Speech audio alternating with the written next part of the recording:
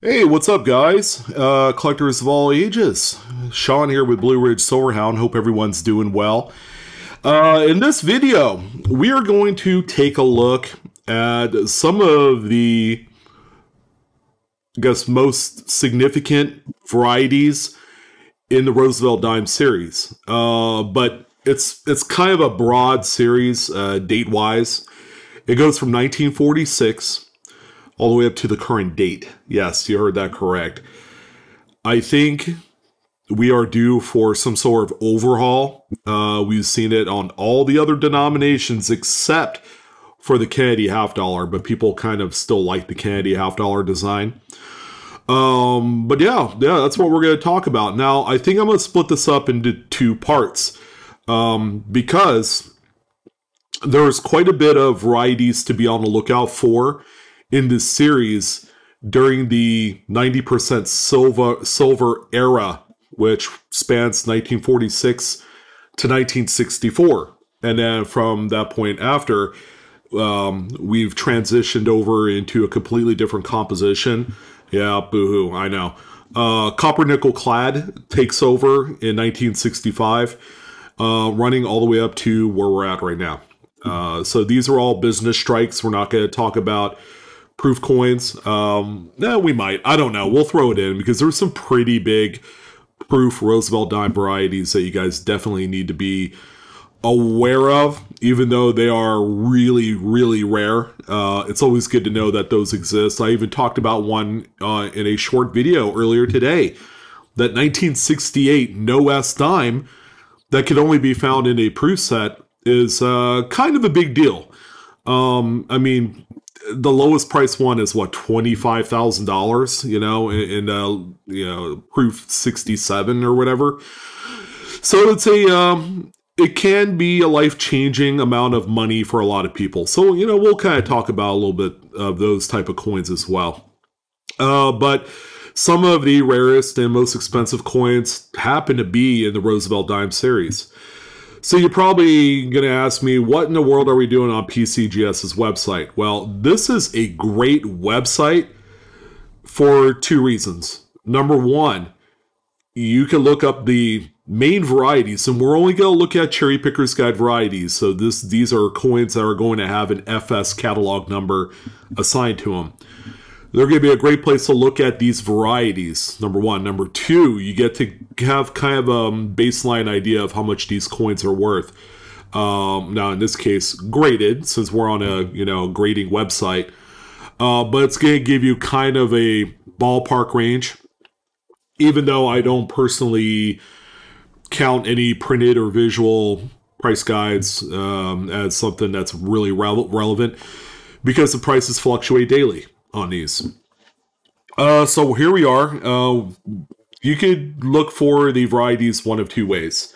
You can either go into the price guide link up above or Pop Report. So for this particular exercise, we're going to go into price guide.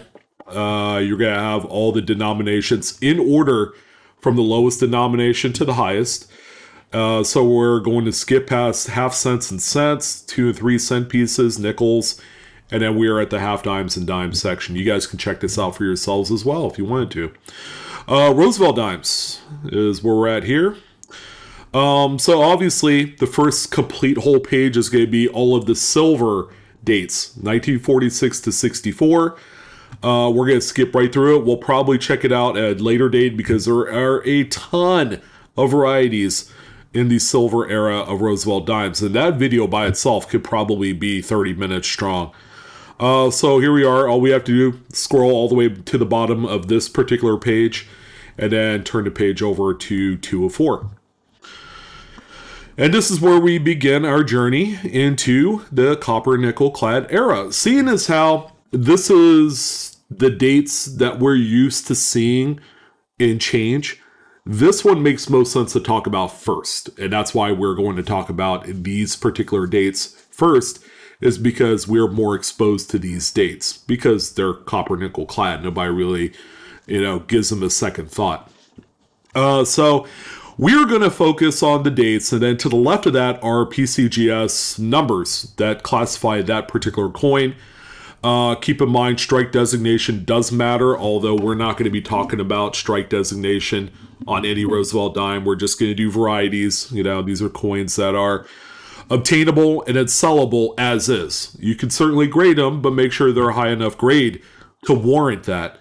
So 1965, you're going to look here at the PCGS number until we get to one that actually has a plus symbol next to it. So in this particular case, 1968 is the first date with an actual variety. And sure enough, there is a doubled die obverse, FS101. And that's the FS number, by the way. It should be on just about every listing on PCGS's website. If you look to the right in this column where it's kind of like a peach light tan color, you're going to see prices that are going to be completely different than what the normal line 68 coin is. That's because these are actual values for that variety graded by PCGS. Do not use that if you have a raw coin. It's going to be different. But you can click into this link right here where it says 146345 to begin your mission of looking for some of these varieties. And anytime, most of the time when you click onto a specific date to do more research, you can hover your mouse pointer over the coin and it's going to give you a kind of like a microscope level close-up of the coin. I believe on this particular coin, the doubling is on the motto, and it's nothing too spectacular. In the letter O in God, you do have that cat's eye looking interior, so the coin is kind of stretched out a little bit.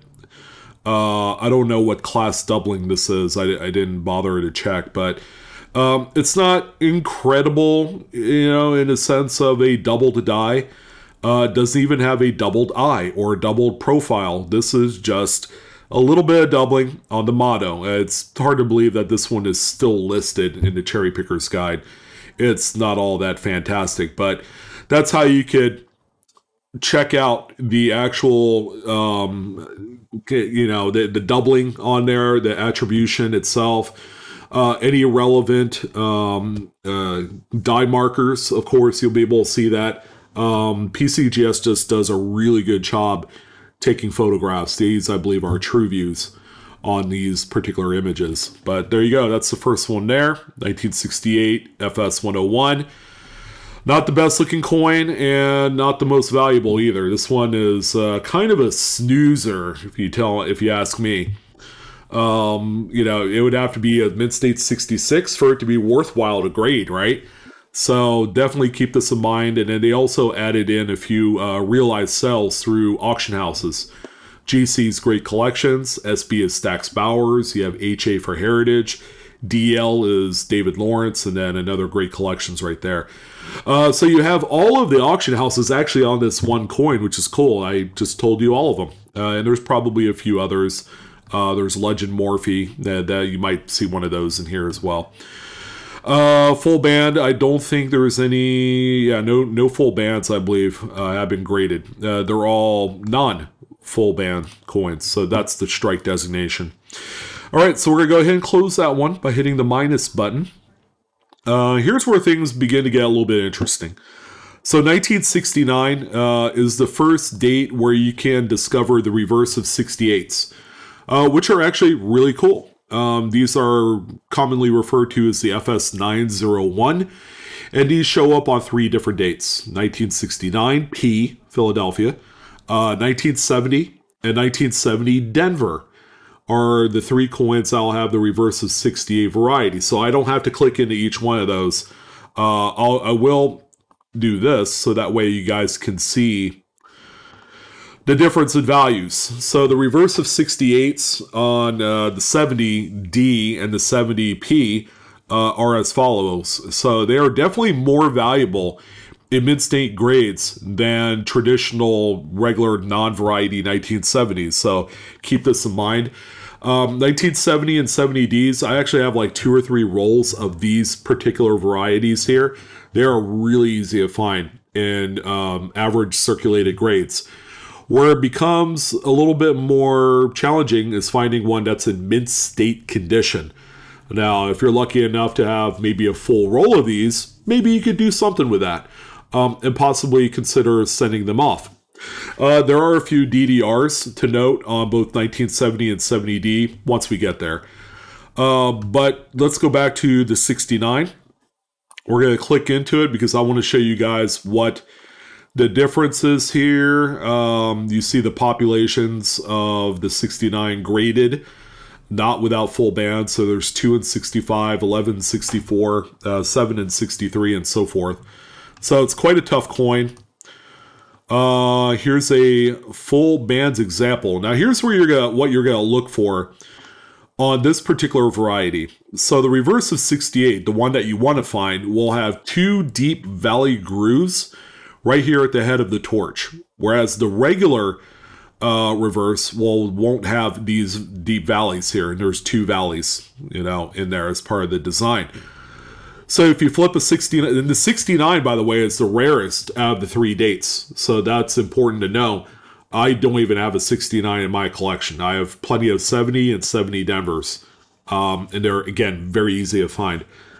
So in this case, 69, the one to find. Again, pay attention to these valleys here. Comparing one to the other, to the regular reverse, it's like night and day. They're really easy to spot. I'm not going to go out on a limb and say that you can see these with the naked eye. Me personally, I like to get a magnifier on it just to make sure. But there you go, ladies and gentlemen. That's what it looks like. The reverse of 68 FS 901. Pretty cool. Yeah, if you find them, definitely a keeper. So make sure you're looking out for these. 1969s, from what I've seen on the open market for just an average circulated example of this FS 901, I've seen sell for between $10 and $20. Not a whole lot of money, but consider this.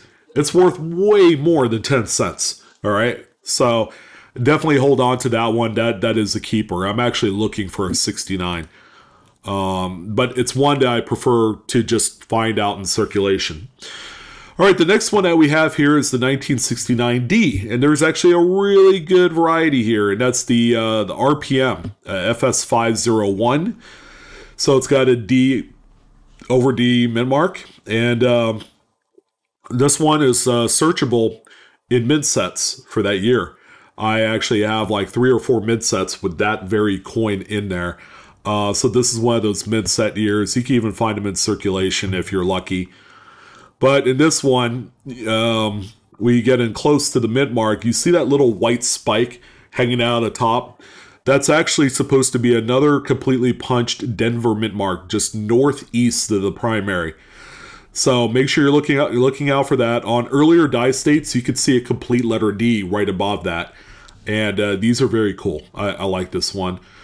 Because you can find them in mint sets and high grades, there are more of them in high grades because of that. And you'll see that reflected here, where there's actually one mint state 68 example, 5 67s, and 37 graded in 66. So quite common, even 51 and 65. Quite common in higher grades. I sold one of them for $30. And that's kind of where the market is, and that's where these price guide values on the PCGS website skews a little bit of the raw market for these. People will look at that and like, oh, my coin's worth $80. But in reality, that's if it's already graded by PCGS. It's worth around that. Could be a little bit less, could be more. It really depends and dictates what the market does on that particular coin. So that's a good one to be on the lookout there. Although you want to find that one in mid-state. It really won't do you a whole lot of good if it's pretty well worn. It's not worth a whole lot because it's a very common variety. So in 1970, there's a DDR FS801.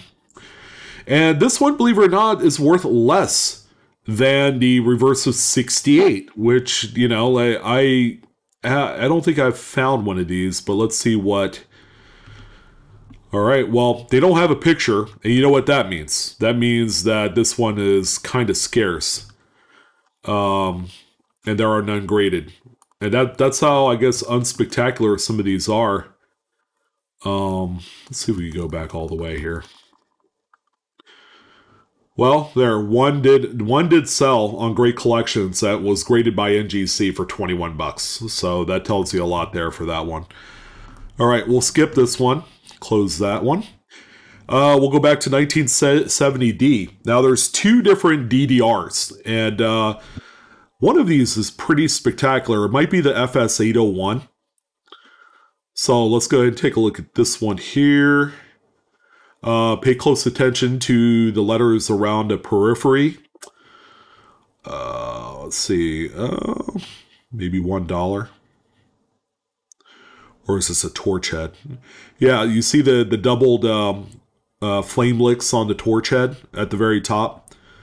That's what this one looks like. It's not the best. You have a little bit of split serifs in like the bottom of the E. Let's see where else. Oh, the A. Yeah, America is a little bit stronger on this one. Yeah, you can see the notching and the splits. See the bottom of the C and the A.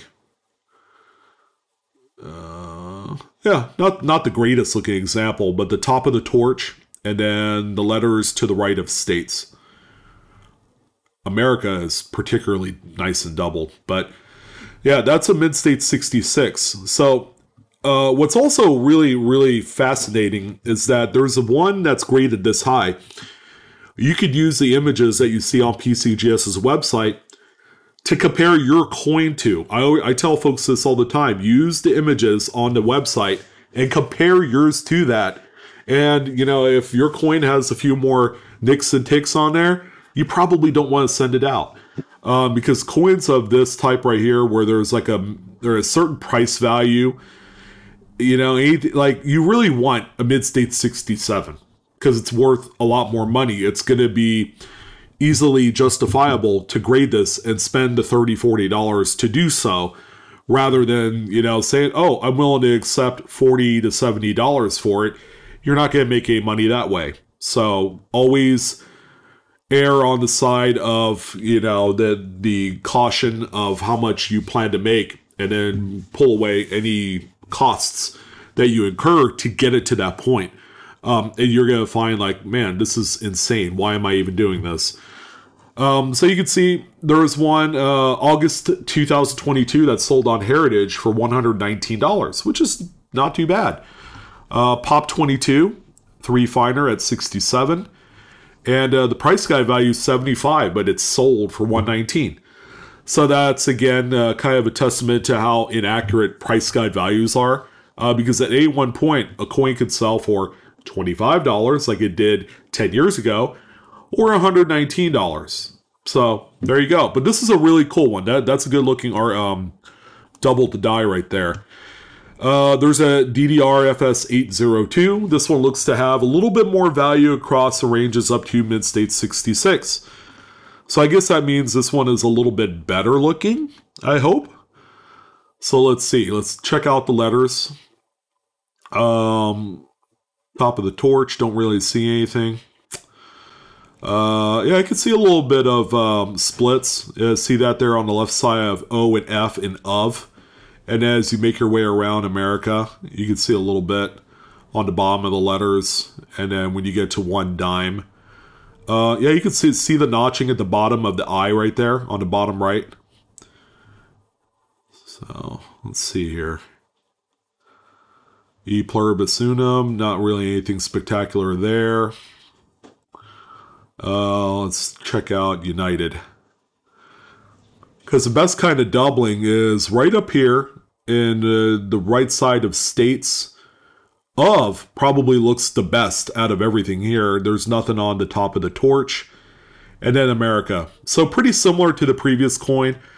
I'm not going to say that this one's like a home run hitter, but it's a pretty welcome find. Again, you want to look for this on a mid-state coin. And that's where it's going to have a lot better feels when you do find it, because it's going to be worth more money. And then if you take good pictures, you don't necessarily have to grade this one to make a few bucks on it. So that's 70 FS802. All right, let's get to the next one here. Hopefully there's a few more. The Copper Nickel Clad is a series that's very light on stuff like this. So we get to 1982. This is a really good one. It's very expensive. No mint mark, and it's only on the Philadelphia minted coins. So there are a few 1982s that were produced that bore no P mint mark. Look out for this one. People have reported finding these direct from change or roll hunting. It's kind of a big deal.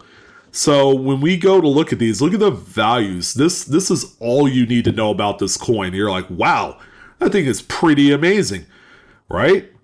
So when we go to click into it, you're going to see the no mint mark. It's supposed to have a P mint mark, and this one doesn't. And there's a weak and a strong. The weak is a weaker strike. The strong is sharp, like this one. The weak one, the 8 and 2 are going to be weak on there in the date. Check this out. Nice little comparison of one with the mint mark and one without. So the coin on the left is the regular version with a P mint mark. The one on the right does not have a mint mark. All right. So look out for that one. I know it kind of cut off on the side of the screen there. My apologies, but there was no mint mark. Trust me. Very, very expensive coin. I've sold 2 of these raw for $150 and $78 respectively, and they were both mint state condition, but that was probably like 7-8 years ago. And I bought them a long time before that, like in 2005 or something. Right on eBay, as a matter of fact. I think I paid like $30 a piece for them. But there you go. Yeah, this one's been spiking up in value recently. Which is good news out of this particular series. That really doesn't have a whole ton of good news into it when it comes to collectability. But you can see the top grade of this one is, what is that? Mid-State 68. And these things get pretty expensive at that grade level. These are coins that sold in the early 2000s, 2000, 2002, and 2004. Check out that 2004 listing. $2,200 almost. For that one. Can you imagine what that one would sell for today? It's just too bad that we haven't seen a Mid-State 68 in such a long time. There might have been one on Great Collections. See if there's a full bands. And there is. So if you scroll all the way, there are 9 and 67 with full bands. And the last one to sell was in 2016 for $1,000. So there you go. There's been quite a few mid-state 66s that have sold in the $400 to $500 range. You can see they're all on Heritage Auctions in 2022. So that's pretty good. Another great one to look out for. All right, so that's the 82. Do we have anything else? We're coming up to the bitter end here. And that might be it. Yeah, nothing in the 90s and 2000s. What's this 2004? Oh yeah, I forgot about this one. The Doubled Ear, 2004 Denver. Check that out. Nice values on this one. Can only be found on non-BU versions of this coin. But let's see. Does this have a good picture? Yeah, you see the back of the ear where it has a doubled back of the ear. That's what the DDO on this one is. So, see right there, that little thing. So it's got a completely different rotated doubled ear, right there. Yeah, I forgot about this one. Yeah, that's how obscure it is. You just don't see a lot of them. Quite tough. I mean, look at the grades. Only a handful of them graded. Mid-State 66, there's 3 of them. This has got to be worth more than what's listed here. But nobody's sold any. Mid-State 65. Here's Mid-State 64. 13 in that one. 3 in 63. 3 in 62. Kind of like, oh, let's just find these because they're rare. 5 in 58. 1 in 55. Oh, there's another one there. 1 in 53. So people are even submitting circulated examples of this coin, but that's pretty cool. Yeah, something for you guys to consider. For those of you that are on the West Coast, it's a Denver. That's great news right there. And quite a valuable one at that. Now I really do think that that's the bitter end of the varieties for this series. It's very, very light. First strike we don't deal with. They just started doing that on the later dates. Yeah, but there you go, guys. That's Roosevelt dimes in a cube for the copper nickel clad. I'll probably do the silver one in a few weeks. I'm not going to worry about it right now, and that's going to be a much bigger video. This one is 25 minutes.